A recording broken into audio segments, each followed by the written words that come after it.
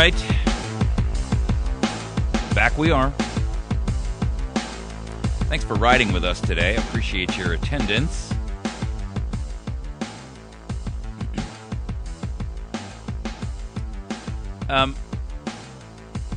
We are seeing the results of the debacle of the last debt ceiling raise.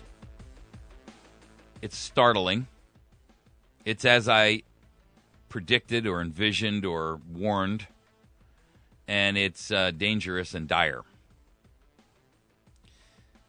The federal government has, in the last 6 weeks alone, issued $1 trillion in new debt. Now, I told you that when they had this last debt debacle, that two things happened on the settlement agreement to not shut the government down. One was that the ceiling wasn't lifted. It's just that they would no longer enforce the ceiling. And two, that there could be unlimited borrowing until February when they have to go through it again. And they have to have another, congressional authorization for the 2014 window. Now, the fiscal year starts for the government on November 14th. That's a couple of days ago. Between October 1st and November 14th, they borrowed $1 trillion new dollars. $1 trillion. And they say that they're using it to cover the new bills, notes, and bonds and other securities that, they roll over on a constant basis, right? If you don't know how the Treasury works, that's something you ought to learn. But basically, there are bills and notes, bonds, and securities, and these roll over at different time frames. Some of them literally roll over every day. Some of them are literally only there for a week. Some these are short terms. Some roll over in 30 days, some roll over in a year, some roll over in 10 years, some roll over in 30 years, right? These are long-term Treasury bonds.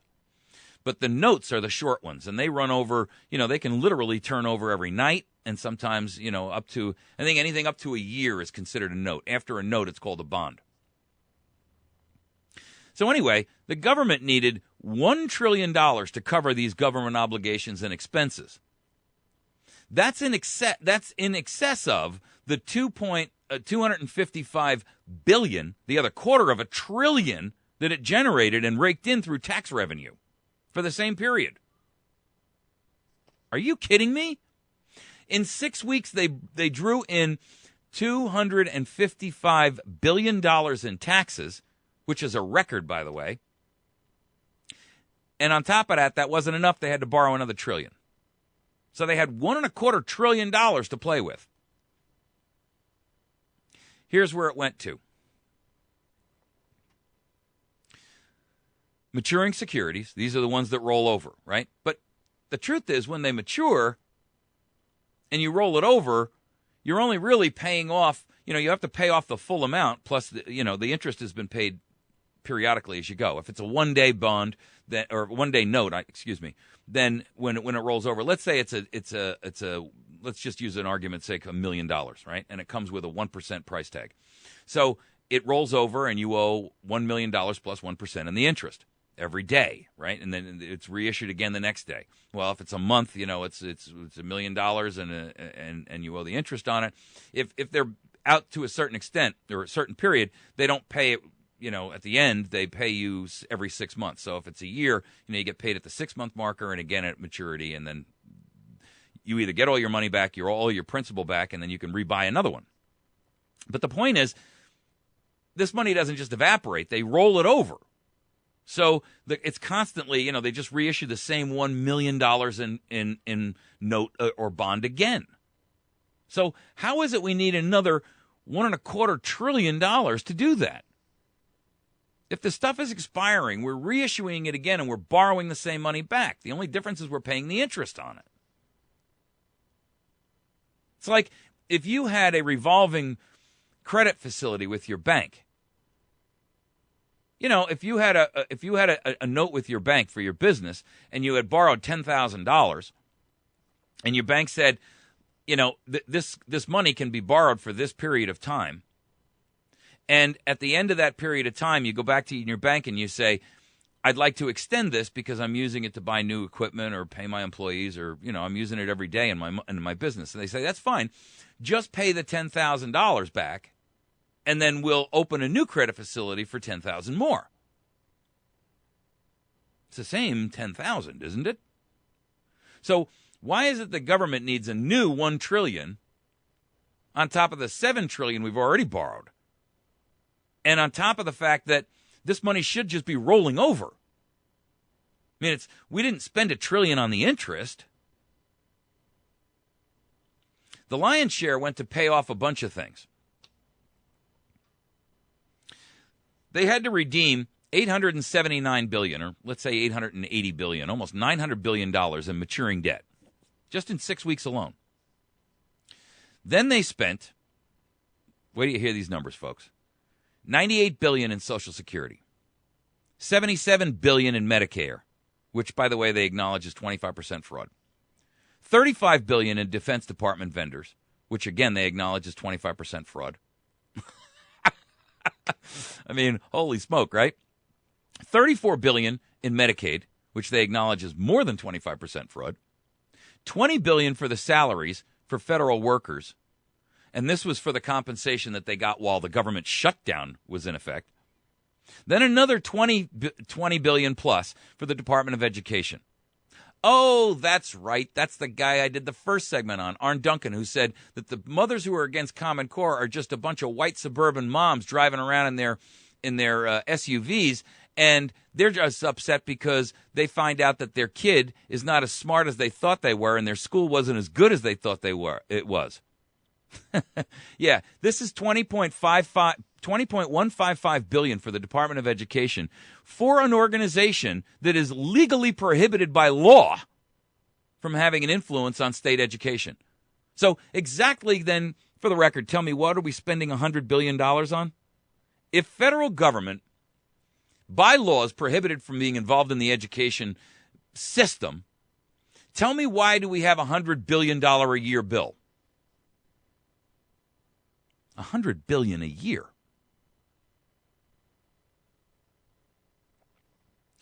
$13 billion for the Department of Agriculture's Food and Nutrition Service, which includes the food stamps, by the way. $13 billion. $11 billion in Health and Human Services Department grants. Whoa, stop right there. $11 billion in grants?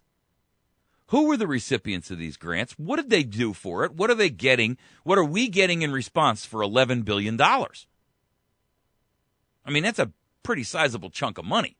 Not when you're in government. I recognize it's just, you know, it's just a couple of extra kernels of wheat to be pushed away with the chaff. But the truth is, $11 billion is a pretty hefty hunk of money by anybody's estimation, unless you're in government.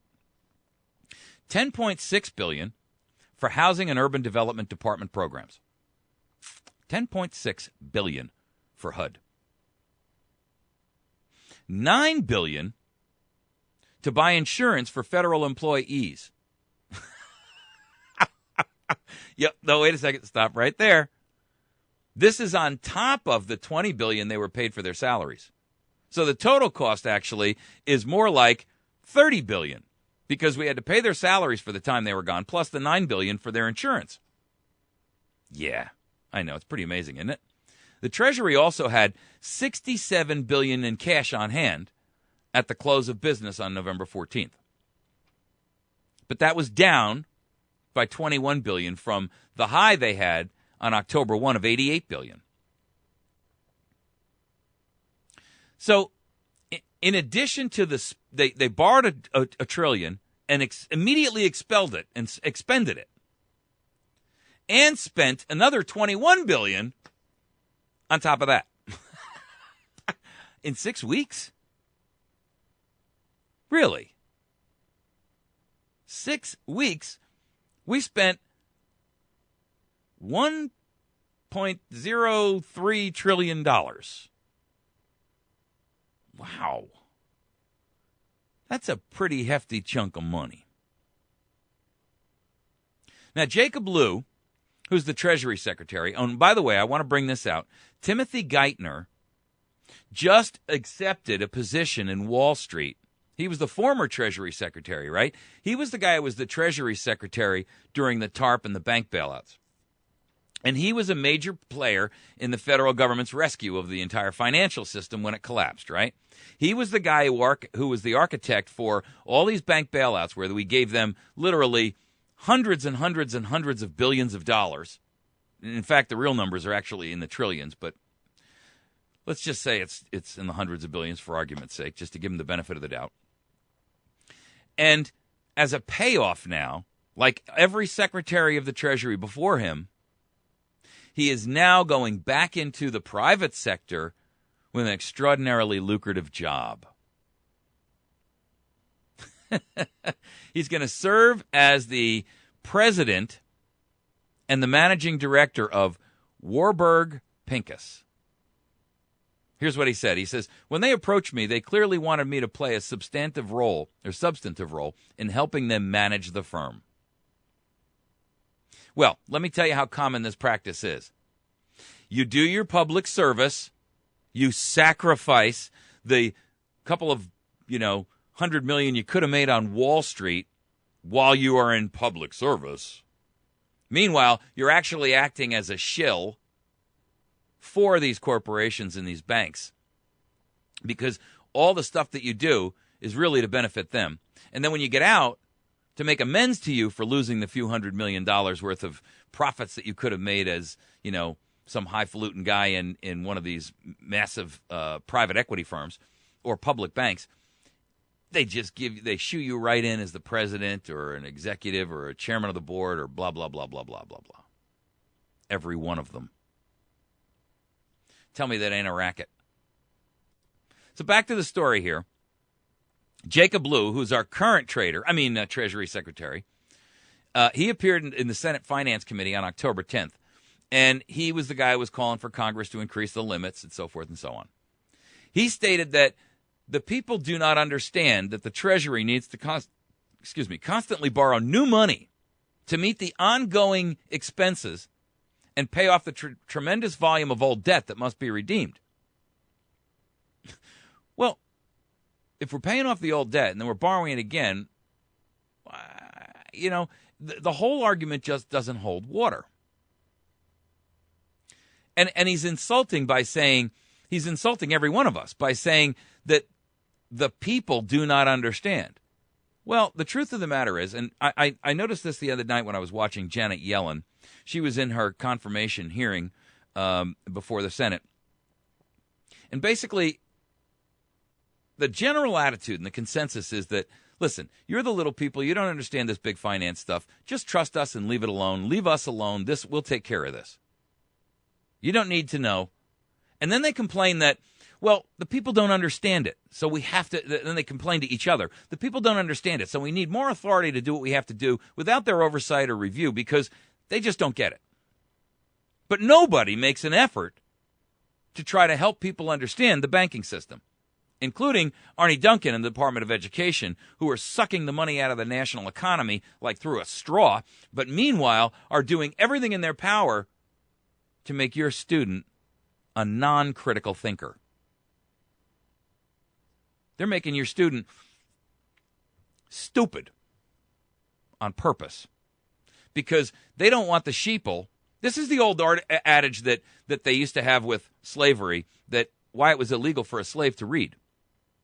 Because they didn't want intellectual slaves. They didn't want slaves who could read, because the minute you could read is the minute you begin to question, well, wait a second now. Why am I here? Why am I being oppressed? They don't want your student, your son, your daughter, your grandchildren, your great-grandchildren to be knowledgeable and educated. They want them to be malleable citizens, sheeple who show up only for the occasional shearing. He says, this is Jacob Lew from Treasury, every week we roll over approximately $100 billion in U.S. bills. If U.S. bondholders decided that they wanted to be repaid rather than continuing to roll over the investment, we could unexpectedly dissipate our entire cash balance. Well, no kidding. But that's why you keep rolling it over. So what do you need $1 trillion for? There is no plan other than raising the debt limit that permits us to meet all of our obligation. Holy smokes. Did you hear what he just said? There is no plan other than raising the debt limit that permits us to meet all of our obligations.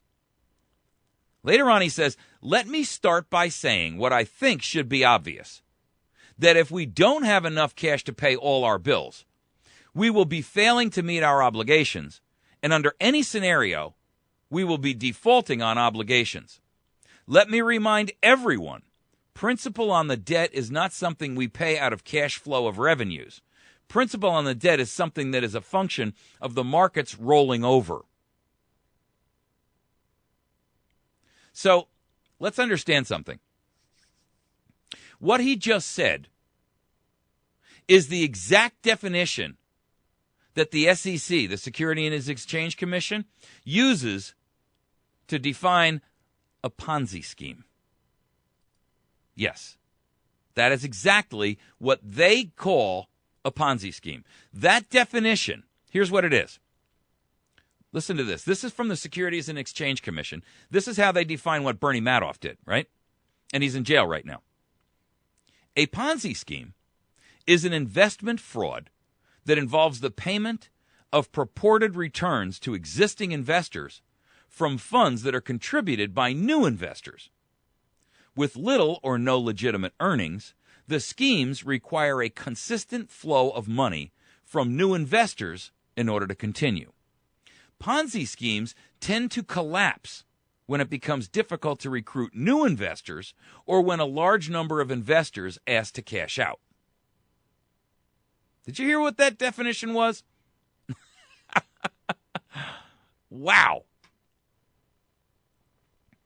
This is right on the SEC website, by the way. Go to sec.gov/answers/Ponzi.htm. Right? Ponzi. sec.gov/answers/Ponzi.htm. They're defining a Ponzi scheme so that when you see one, you'll recognize what it is. And here's what they say again. I want to read it to you again, and then I'm going to go. A Ponzi scheme is an investment fraud that involves the payment of purported returns to existing investors from funds that are contributed by new investors. So let's analyze this for a moment. So we are going to pay back the debt that we have that we've incurred, the bonds that we've had. We're going to pay those investors off with new money we bring in from more borrowing. So I'm going to now use my MasterCard to pay off my Visa card. Hang on. With little or no legitimate earnings, the schemes require a constant flow of money from new investors to continue. So I don't have a job, and I've only got, I work one day a week and make a few bucks here, but my credit card bills are in the thousands of dollars. So what I do is I keep applying for new credit cards, and I keep using those new credit cards to pay off the old credit cards. I have little or no legitimate earnings, and I require a constant flow of money from new investors, which would be Visa, MasterCard, and any banks that issue me credit cards that are stupid enough to give me more money. They go on to say Ponzi schemes tend to collapse when it becomes difficult to recruit new investors or when a large number of investors ask to cash out. So Ponzi schemes like this fall apart when, one, I run out of banks that are willing to give me credit, or two, my banks say to me, listen, we're looking at your credit balance here, and you're really overextended. And so we want you, in order for us to borrow more, to lend you more money, we want you to pay back. We want you to bring your balance less than $10,000. We want you to pay us $5,000. And then we'll let you use the credit card again. But we're cutting your we're cutting your limit to $5,000. So that means you're cut off until you bring that debt down to $5,000. So you owe us 10. Bring it down to 5, and you'll be under the limit. Well, to the Ponzi scheme guy, that's not bad. he could probably figure out another way to go out and get another credit card and keep the scam running for a little while. But if 4 banks, if 5 banks, if 10 banks do that, he's sunk. So, to keep the government in cash during 2013, that's the fiscal year that we just had closed. It ended on September 30th. The Treasury had to sell $8.3 trillion in new debt. The government's largest expense during that period was $7.5 trillion that matured during that same year. So the difference was we had $7.5 trillion mature. We borrowed $8.3 trillion more. And there, ladies and gentlemen, is the hole, the delta that exists. We paid off $7.5 trillion, and we borrowed $8.33 trillion. Somewhere there's $800 billion missing. That's called a deficit. You beginning to smell the picture?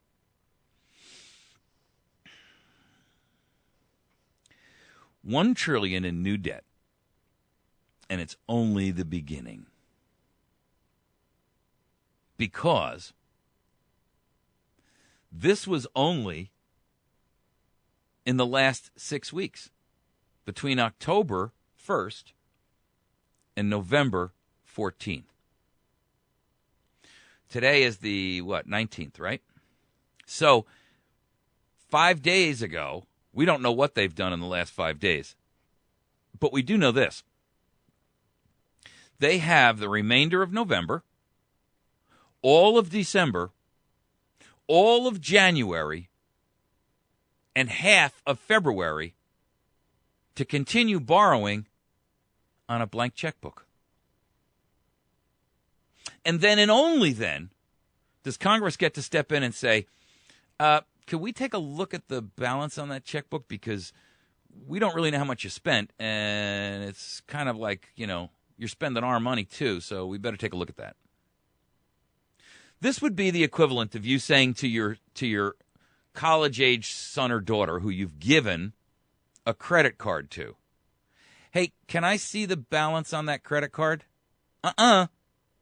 Well, I'm responsible to pay for it, so I'd like to see the actual credit card statement so I can see what you spent all this money on, because it sure seems like you're spending an enormous amount of money. I mean, we gave you the credit card to buy books, and we gave you the credit card to be able to, pay a couple of bills like your cell phone bill and your utility bills.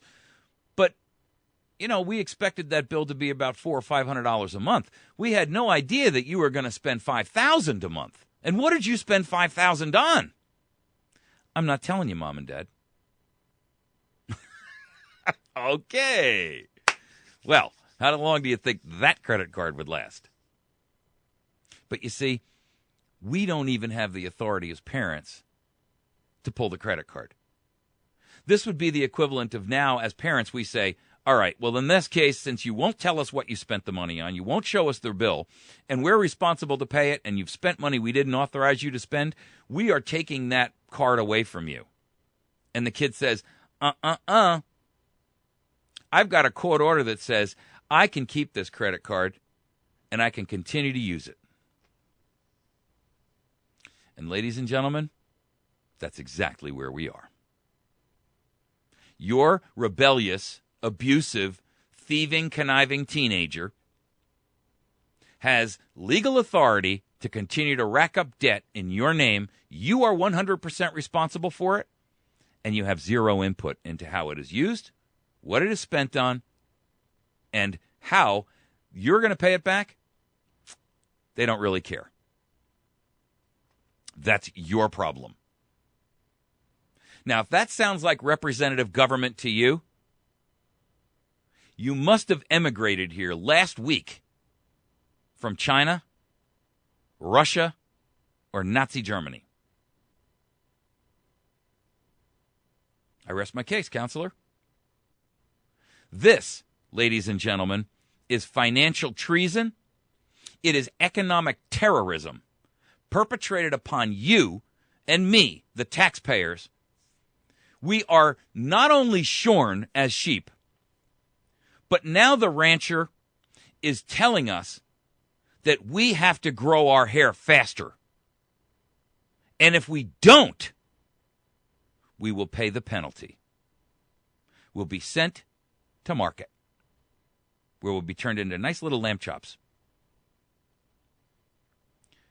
Go and figure out how you can force your hair to grow, because that's what you're being asked to do. And the greedy rancher says it's not enough that you're just producing, and I can shorn you once every 3 months or 6 months or whatever. I have no idea how often you shear a sheep. I'm wearing one, but I have no idea how often you get to shear one. But the truth of the matter is, this is the equivalent of the farmer going out and holding a meeting with the sheep and saying, all of you sheep have got to produce more hair. Well, guess what, folks? That's a biological impossibility. But the farmer, the rancher, doesn't really care. He's only interested in the results. How you achieve them, couldn't care less. And the penalty if you don't, oh my goodness, it will be permanent. You all have a nice day. I'm glad that I was able to brighten your morning. Don't you smell the tyranny and the treason surrounding you like a suffocating blanket? I'll leave you with that cheery thought. Have a nice day. You've been listening to America's Voice Now. My name is Michael Evans. I am your host. You can email me on this and any other segment. You can email me at mike@americasvoicenow.org. You can send me email on this or any other topic that you'd like. Want to hear feedback from you. Tell me whether you like the show, you don't, did a good job, did a bad job, that kind of thing. Please don't add me to your chainmail list. I get a ton of it. Find us on the web at americasvoicenow.org, facebook.com/America's Voice Now, and youtube.com/America's Voice Now. If you have stenography skills, transcription skills, I need to hear from you. Please send me an email to mike@americasvoicenow.org. I need some help with that. I would greatly appreciate any you could do. And if you can help us financially, please feel free and confident in doing so. We're always upside down, but we can't print our own money. See you tomorrow.